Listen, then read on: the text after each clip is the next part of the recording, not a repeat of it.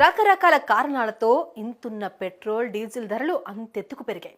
Bus ఎక్కే బాధ తప్పుతోందే కానీ ఆ వాహనాలను నడిపించేందుకు పోసే పెట్రోల్ రేటుతో జేబులకు పెద్ద చిల్లే పడుతోంది.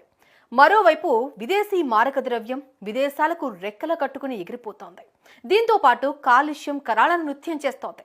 ఈ సమస్యలన్నిటికీ చెక్ పెట్టేందుకు ప్రపంచవ్యాప్తంగా జరిగిన ప్రయోగాలు లీథియం అయాన్ బ్యాటరీలతో నడిచే వాహనాలను ప్రజలకు అందించాయి.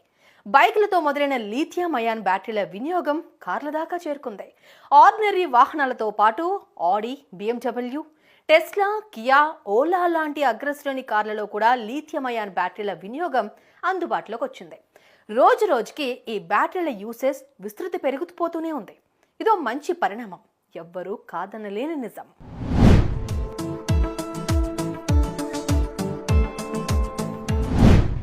అయితే